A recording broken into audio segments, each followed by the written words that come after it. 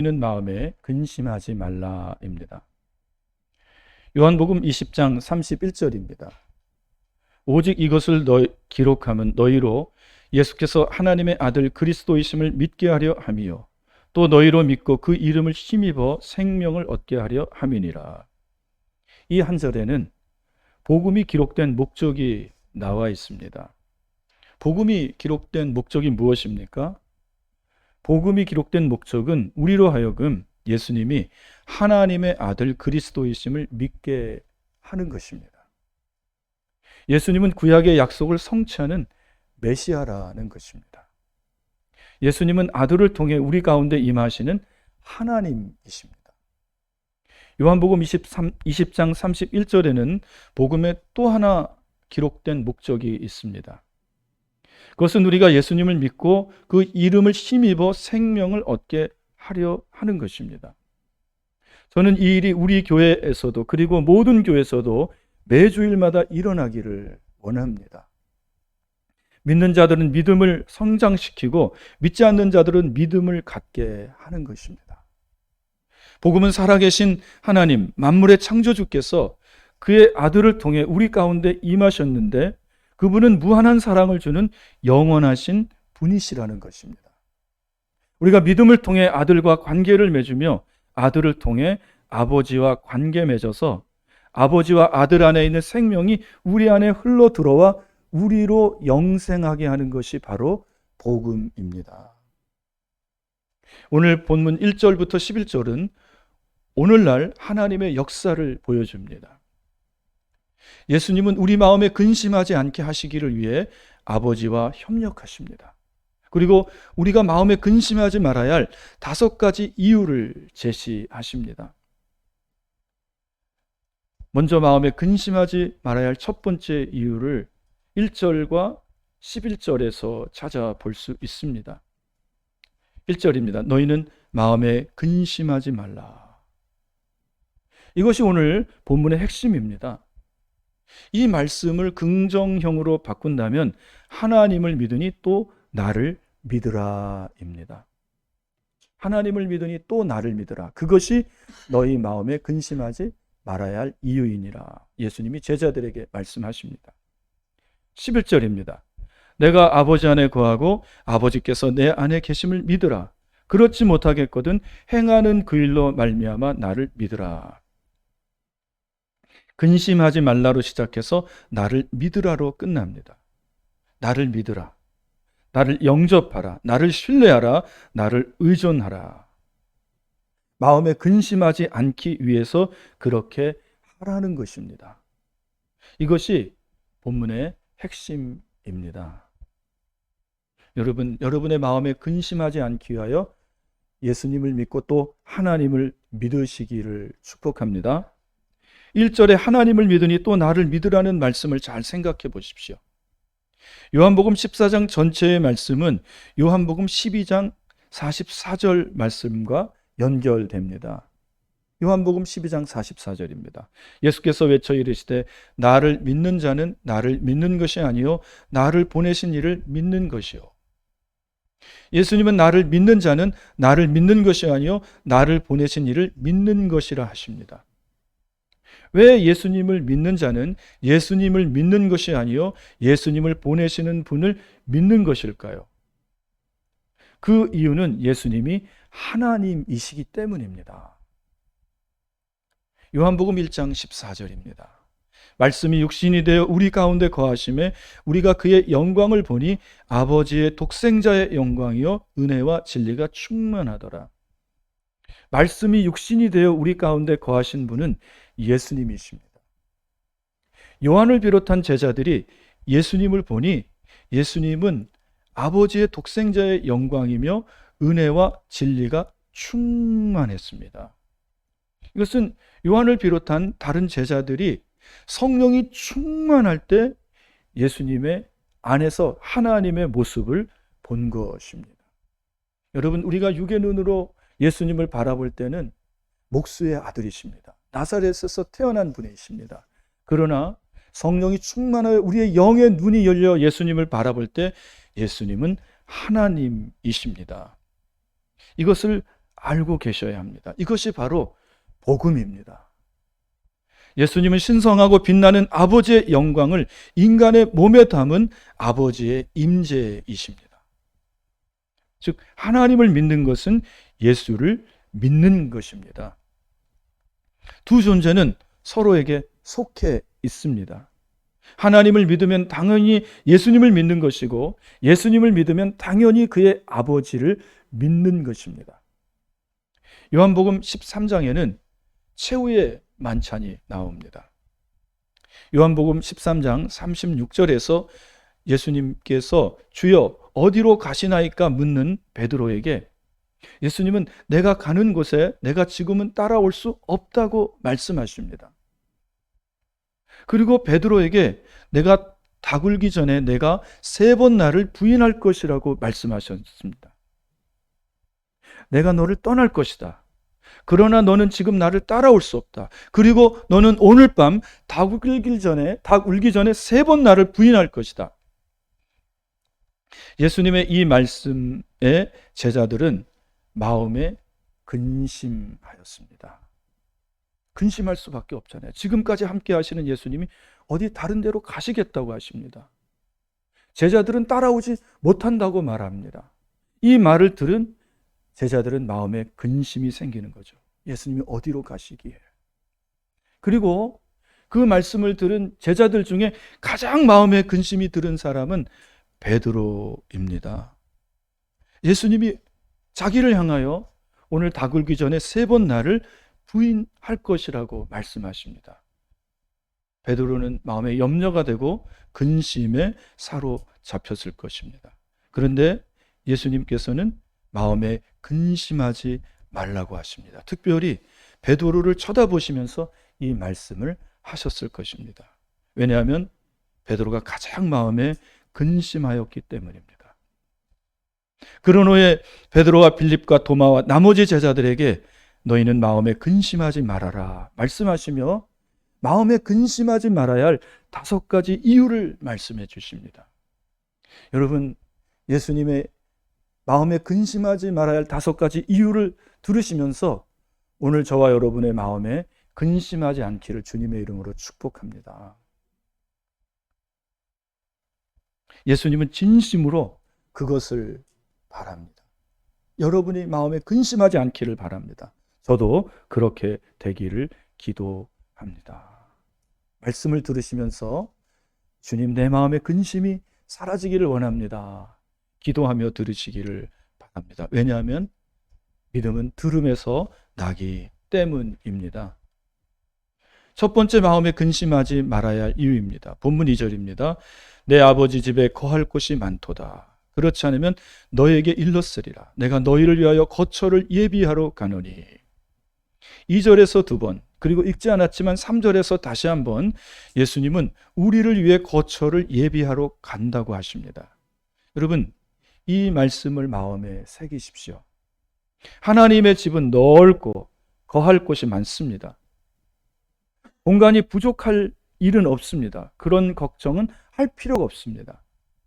너를 위한 자리가 있다. 너를 위하여 거처를 예비하겠다. 너희가 아닙니다. 너를 위한 거처를 예비하겠다고 하십니다.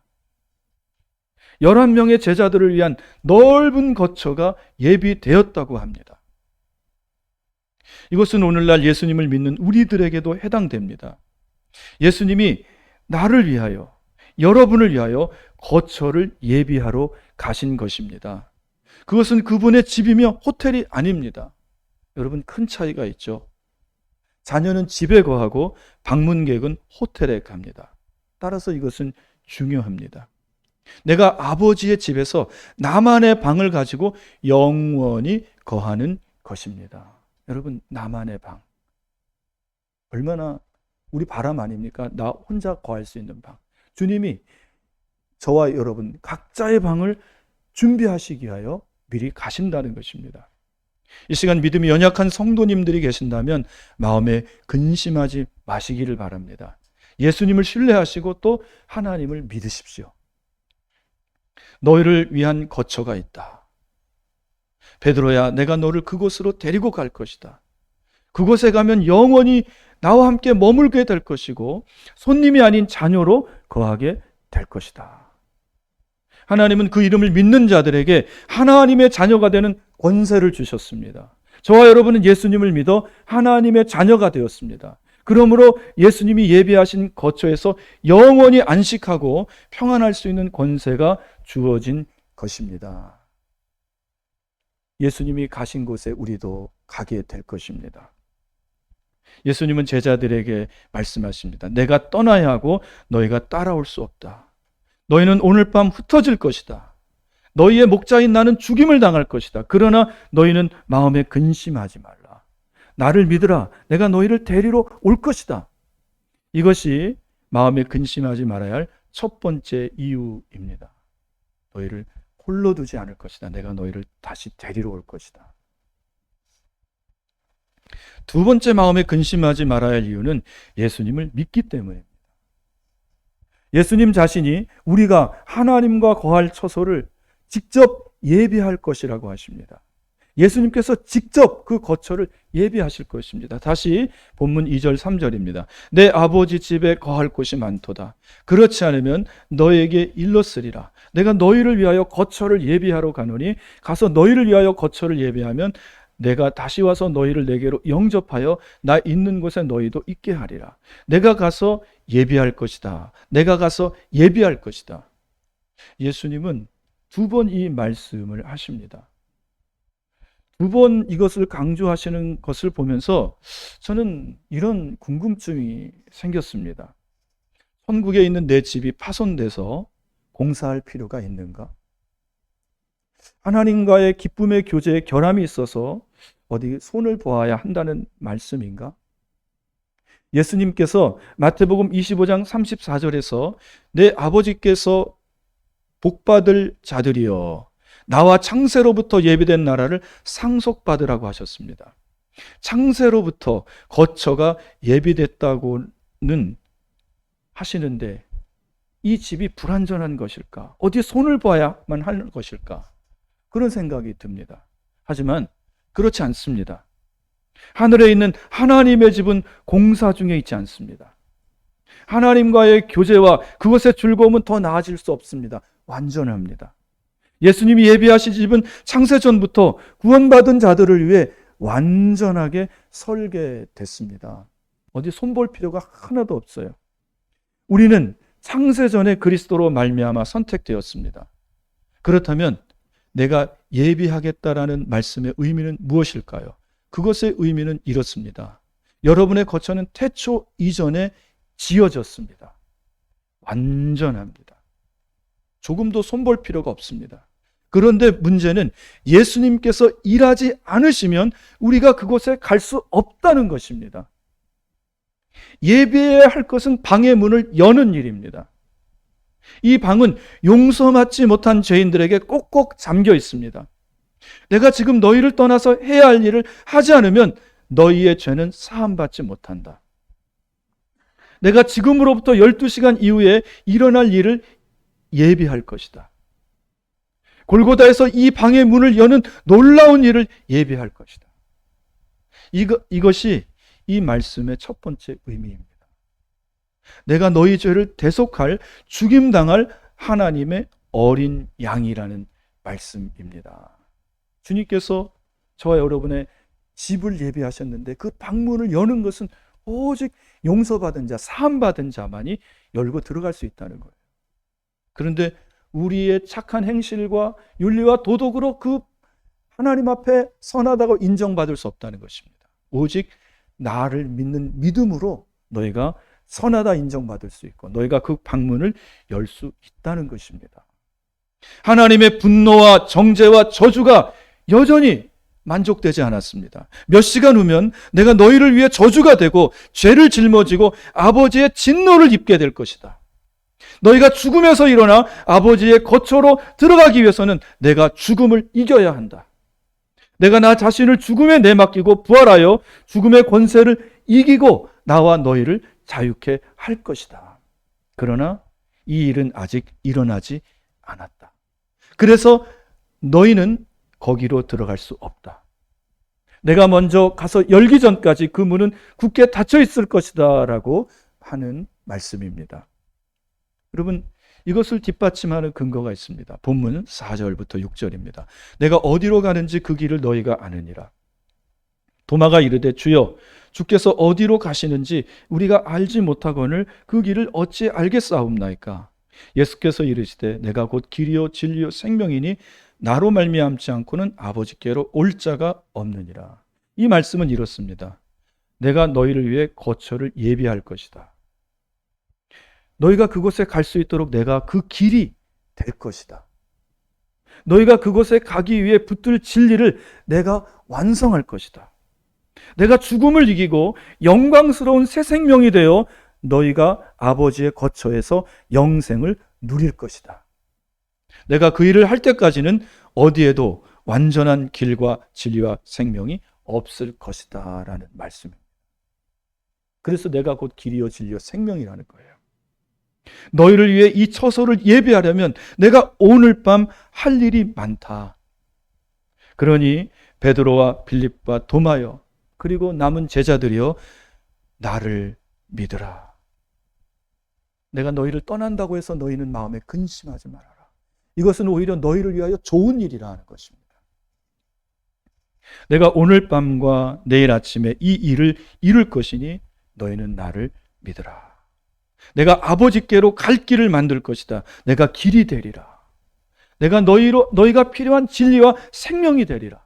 3일 동안 무슨 일이 일어나는지 너희가 보거라 라는 말씀입니다.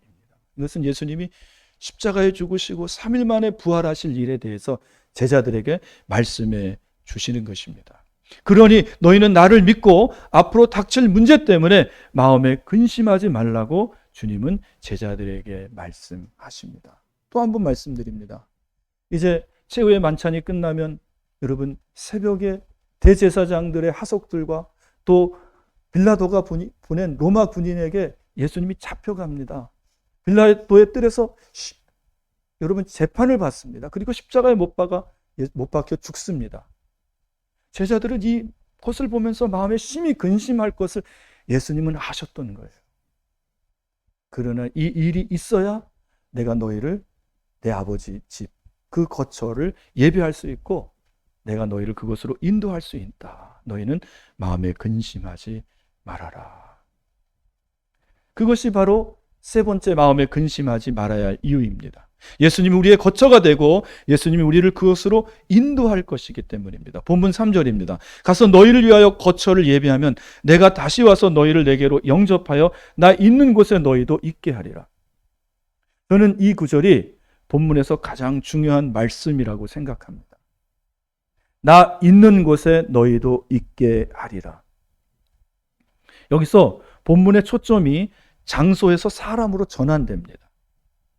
여러분, 천국의 필수 조건이 무엇일까요? 그것은 예수님의 직접적인 임재입니다. 예수님의 직접적인 임재란 무엇일까요? 그것은 바로 천국입니다. 내가 오늘 밤 너를 위해 죽음을 통과할 것이다. 그리고 부활주일 아침에 너를 위해 죽음을 이기고 내가 너의 거처가 될 것이다. 내가 내 아버지 집에서 너의 방이 될 것이다. 그러나 아직 준비가 안 됐다. 내가 가서 너를 위한 거처를 예비해야 내가 다시 왔을 때 너를 내게로 데려갈 수 있다. 내가 있는 곳에 너도 있게 하려면 내가 가서 예비해야 한다. 피로 중재하는 자가 예비해야 한다. 죽음을 이긴 자가 예비해야 한다. 여러분, 이것은 예수님의 죽음과 부활을 말하는 거예요. 나는 3일 안에 어떤 고통과 죽음에도 상처받지 않는 자가 돼야 한다. 그렇지 않으면 내가 영원히 거할 처소가 되지 못할 것이다. 모든 저주를 없애기 위해 너의 죄값을 내가 치러야 한다. 그래서 내가 세상에서 가장 안전한 방에 거하며 내 아버지가 되기 원하시는 거룩하신 하나님의 임재 가운데 거할 수 있다. 내일 아침이면 내가 이 일을 할 것이다. 앞으로 3일 동안 내가 예배할 것이다. 그리고 내가 와서 너를 내게로 데리고 갈 것이다.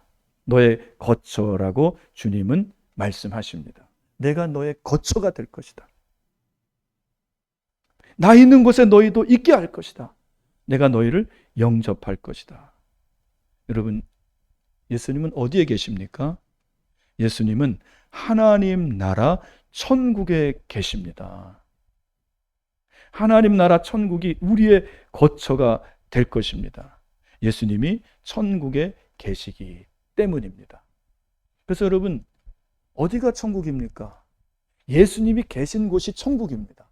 저는 여러분의 마음이, 저의 마음이 천국 되기를 원합니다.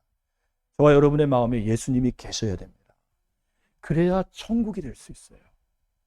여러분의 가정이 천국 되기를 주님의 이름으로 축복합니다. 예수님의 여러분의 가정이 머물러 계셔야 됩니다. 우리 교회가 천국 되기를 원합니다. 우리 교회 안에 예수님의 임재가 충만하기를 원합니다. 그리고 우리가 죽음 이후에 예수님이 계신 그곳에 거하기를 원합니다. 그곳이 천국입니다. 이 천국에 예수님은 우리를 초청할 것이고 인도할 것이라고, 저와 여러분의 각자의 방을, 집을 준비할 것이라고 말씀하십니다. 그러니 베드로야, 빌립아, 도마야, 나를 믿으라. 예수님은 동일하게 말씀하십니다. 너희는 나를 믿으라. 아버지를 믿으라. 오늘 밤 너희는 마음에 근심할 필요 없다. 내가 너희를 위해 나를 예비할 것이다. 그리고 다시 와서 너희를 내 것으로 만들 것이다. 이것이 마음에 근심하지 말아야 할 세 번째 이유입니다. 마음에 근심하지 말아야 할 네 번째 이유를 알기 전에 이런 의문을 제기할 수 있습니다. 이 말씀이 내게는 별로 와닿지가 않는다. 예수님의 죽음도 그렇고, 부활도 그렇고, 재림도 그렇고, 천국도 그렇고, 당장 나는 나의 자녀 교육을 어떻게 시켜야 할지 걱정인데, 또 신뢰와 사랑을 잃어버린 결혼 생활을 어떻게 해야 할지 걱정인데, 직장이 없는데, 신앙이 무너지고 건강이 무너지고 있는데, 가정이 불화가 있는데, 나는 당장 오늘 너무 외로운데, 죽음과 부활과 재림, 그리고 천국에 관한 이 말씀들은 오늘 내게 와닿지가 않는다. 여러분, 그렇지 않습니까? 뚱구름 잡는처럼 이야기처럼 들립니다. 예수님이 오셔서 나를 데리고 가시고 그분과 함께 거하게 하시겠다는 건 좋은 소식이지만 오늘 밤 당장은 어떻게 안 되나? 우리의 이 마음을 대변하듯이 빌립이 예수님께 여쭈어 드립니다. 우리 대신 예수님께 여쭈어 드립니다. 본문 8절입니다. 빌립이 이르되 주여 아버지를 우리에게 보여주옵소서. 그리하면 족하겠나이다. 이 말씀은 재림 때 아버지를 보기를 원합니다. 바랍니다가 아닌 지금 아버지를 보여주시면 안 되겠습니까? 라는 말입니다. 예수님, 그 말씀이 다 좋은데 우리는 지금 아버지를 보고 싶어요. 현실주의자인 거죠. 그리고 빌립은 예수님께 그러면 우리가 족하겠습니다 라고까지 말씀드렸습니다. 이 마음은 우리의 마음을 아주 잘 대변해 주는 말입니다. 주님의 대속의 은총도 좋고 부활도 좋고 주님과 거하는 거처 천국도 좋습니다. 그런데 지금 그 말이 내게는 별로 은혜가 안 됩니다. 지금 아버지를 보여주시면 오늘 밤 근심하지 않을 것 같으니 지금 하나님을 보여주시면 안 되겠습니까? 라는 말입니다. 그러면 오늘 밤을 잘 견딜 것이고 그것으로 우리는 족할 것입니다. 지극히 현실적인 원함이며 요구입니다. 충분히 이해가 됩니다. 여러분들도 그렇게 기도하잖아요. 하나님, 나는 하나님을 믿고 싶은데 하나님 내 눈에 딱 한 번만 보여주십시오. 한 번만 나타나 주십시오. 그러면 내가 하나님을 철석까지 믿겠습니다. 바로 그 말인 거예요. 8절의 빌립의 요청에 예수님에 대한 대답이 9절과 10절과 11절에 나옵니다. 본문 9절입니다. 예수께서 이르시되 빌립아, 내가 이렇게 오래 너희와 함께 있으되 내가 나를 알지 못하느냐? 나를 본 자는 아버지를 보았거늘 어찌하여 아버지를 보이라 하느냐? 9절 후반부에 나를 본 자는 아버지를 보았거늘 어찌하여 아버지를 보이라 하느냐? 10절입니다. 내가 아버지 안에 거하고 아버지는 내 안에 계신 것을 내가 믿지 아니하느냐? 11절입니다. 내가 아버지 안에 거하고 아버지께서 내 안에 계심을 믿으라. 여러분, 이 말씀은 이렇습니다. 빌립아, 내가 여기 있다. 그것으로 족하느냐? 그게 무슨 말입니까? 내가 하나님이라는 말씀입니다. 아버지를 보여주면 그것으로 족하겠다고 하지 않았느냐? 내가 지금 여기 있다. 이보다 더 분명한 것이 어디 있겠느냐? 나를 본 자는 아버지를 본 자이다. 내가 나를 보느냐? 내가 곧 하나님이시다. 이제 이것으로 족하느냐? 여러분, 이 말씀으로 여러분은 만족하십니까? 그러나 21세기를 살아가는 빌립들은, 의심 많은 빌립들은 이렇게 말할 수 있을 것입니다. 그날 밤에 빌립은 예수님 가까이에서 하나님이신 그분의 모습을 배웠지. 그런데 지금 나는 아니지 않습니까? 최후의 만찬에 있었던 그 빌립이 내가 아니지 않습니까? 그래서 여러분은 현실적인 문제를 놓고 또 고민하고 근심하기 시작합니다. 그러나 여러분, 마음에 근심하지 마십시오. 우리가 근심하지 말아야 할 5번째 이유를 예수님이 말씀하십니다. 요한복음 14장 16절부터 18절입니다. 내가 아버지께 구하겠으니 그가 또 다른 보혜사를 너희에게 주사 영원토록 너희와 함께 있게 하리니 그는 진리의 영이라. 세상은 능히 그를 받지 못하나니 이는 그를 보지도 못하고 알지도 못함이라. 그러나 너희는 그를 아나니 그는 너희와 함께 거하시며 또 너희 속에 계시겠음이라. 내가 너희를 고아와 같이 버려두지 아니하고 너희에게로 오리라. 우리가 근심하지 말아야 할 5번째 이유는 예수님이 지금 보혜사로 우리와 함께 하시기 때문입니다. 그래서 우리를 고아와 같이 버려두지 않으시기 때문입니다.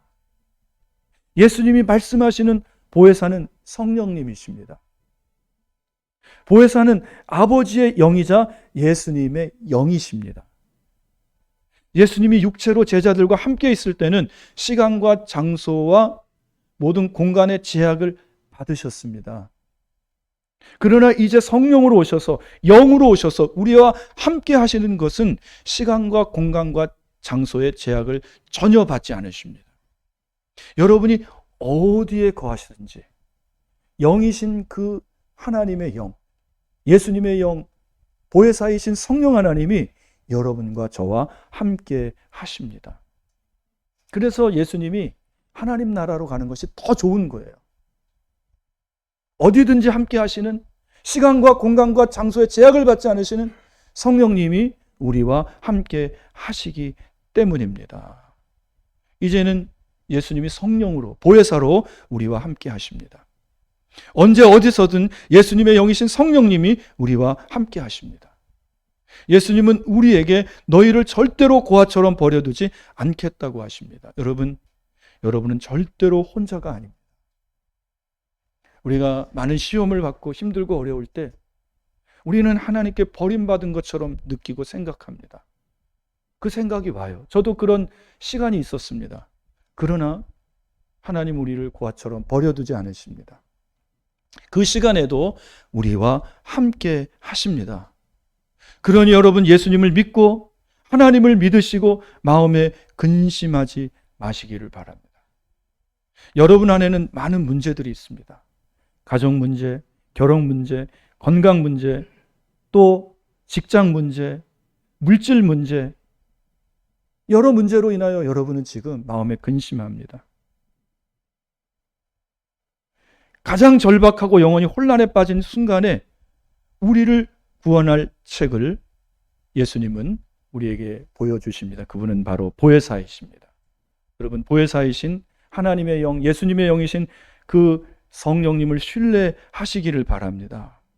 성령님은 마지막까지 우리와 함께 하실 것입니다.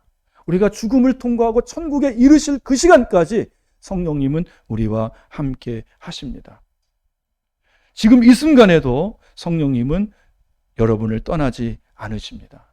여러분 안에 있는 수많은 고민과 문제와 지금 해결해야 될 것들을 알고 계십니다. 성령님을 의지하십시오. 성령님께 아뢰십시오. 그분은 하나님이십니다. 그분은 예수 그리스도이십니다. 여러분을 고아와 같이 버려두지 않으시고 여러분에게 보혜사를 보내주셨습니다. 여러분, 보혜사는 여러분을 관찰하는 관찰자가 아닙니다. 내가 지금 보고 있다, 내가 바로 옆에서 지켜보고 있다 하지 않으십니다. 어떤 사람이 내가 너를 매 눈으로 항상 살피고 있어 그러면 얼마나 그것이 부담스럽습니까? 그러나 보혜사는 그런 분이 아닙니다. 우리에게 필요한 것은 그런 게 아닙니다. 이미 너무나 많은 사람들이 우리를 지켜보고 있습니다. 거기에 더해 예수님까지 우리를 감시할 필요는 없습니다. 보혜사는 헬라어로 파라클레토스입니다. 이 뜻은 곁에 계신 분이라는 뜻이에요. 다른 사람에게 도움을 베풀도록 곁에 부름을 받은 자로 변호사, 조력자, 위로자, 상담자, 친구를 뜻합니다. 여러분 안에 이 보혜사 성령님이 함께 계십니다. 여러분을 변호해 주십니다. 여러분이 죄짓고 하나님 앞에 회개했을 때 우리 안에 있는 이 연약함을 성령님이신 그 보혜사께서 하나님 앞에 변호해 주십니다. 우리를 곁에서 도와주십니다. 조력해 주십니다. 우리를 위로해 주십니다. 여러분, 우리는 많은 위로가 필요합니다. 하나님이 사람을 통하여 우리를 위로하시지만 그 사람의 위로는 우리의 근본적인 위로가 되지 않습니다. 하나님의 위로가 와야 됩니다. 하나님은 너희는 위로하라, 내 백성을 위로하라, 이사야를 통하여 말씀하셨습니다. 바로 보혜사 성령님은 우리의 곁에 계셔서 우리가 슬픔에 빠졌을 때 위로해 주십니다. 그리고 여러분, 상담자이십니다. 성령 하나님은 상담자이십니다. 여러분, 어려운 일 당하고 누군가와 상담해야 할 때 사람을 찾아가지 마십시오. 더 근본적으로 성령 하나님께 나가십시오. 여러분 안에 계신 성령님께 여러분의 그 모든 문제를 상담하십시오. 성령님이 도와주실 것입니다. 성령님은 친구와 같은 분이십니다. 여러분, 어려울 때 친구처럼 좋은 게 없잖아요. 성령은 가장 좋은 친구이십니다. 그 성령님을 의지하시기를 바랍니다. 그러니 마음에 근심하지 마십시오. 보혜사께서 저와 여러분, 우리와 함께 하십니다. 이제 말씀을 정리합니다. 사랑하는 성도 여러분, 어떤 상황 속에서도 마음에 근심하지 마십시오. 예수님을 신뢰하십시오. 예수님께서 아버지 집에 그분과 여러분을 위한 거처를 예비하셨습니다. 마음에 근심하지 마십시오. 예수님께서 그곳으로 가는 길을 여시고 모든 장애물을 치우심으로 여러분을 위한 처소를 예비하셨습니다. 마음에 근심하지 마십시오. 예수님이 여러분의 거처이며 다시 오셔서 여러분을 영접하실 것입니다. 마음에 근심하지 마십시오. 아버지와 예수님은 하나이십니다. 우리에게 예수님이 계신 것은 하나님이 계신 것입니다. 마음에 근심하지 마십시오. 여러분에게 지금 이 순간 보혜사 성령으로 예수님이 함께 계십니다. 하나님의 영, 그리스도의 영, 진리의 영, 그분은 관찰자가 아니라 전능하신 보혜사이십니다. 헬퍼, 우리를 도와주시는 분이세요. 현재의 삶에서 여러분이 직면한 모든 문제를 도우시는 분이십니다. 내일도 도우실 것이며 죽음과 부활까지 함께 하실 것입니다. 오늘 말씀 속에서 예수님은 마음에 근심하는 우리를 마음에 근심하지 않도록, 마음에 근심하지 말아야 할 이유를 5가지나 들어가며 우리의 마음을 안심시키십니다. 예수님의 우리를 향한 그 열심과 사랑을 이해하시겠습니까? 5가지를 들어서 우리 마음에 근심하지 말아야 할 5가지 이유를 들어서면 가면서 우리에게 설명해 주십니다. 이것은 열정이 있을 때 가능한 거예요. 그것은 우리를 향한 사랑입니다. 오늘 예수님의 이 말씀을 믿으시고 마음에 근심하지 마시기를 주님의 이름으로 축원합니다. 기도하겠습니다. 하나님, 예수님이 우리의 마음에 근심하지 말아야 할 5가지 이유를 말씀해 주셨습니다. 마지막으로 예수님은 보혜사를 보내실 것인데 그 보혜사가 예수님의 영이며 하나님의 영이라고 말씀하셨습니다. 보혜사는 지금 우리 곁에 계시며 우리의 모든 문제를 하시며 우리를 도와주시며 우리를 상담해 주시며 우리를 위로해 주시며 친구 같은 분임을 알게 하시고 그 보혜사와 거룩히 동행하며 그 보혜사에게 모든 마음의 모든 문제, 어려움들을 상담하며 하나님 안에서 평안을 누리며 살아가는 우리 모든 성도님 되게 하여 주옵소서. 예수님의 이름으로 기도합니다.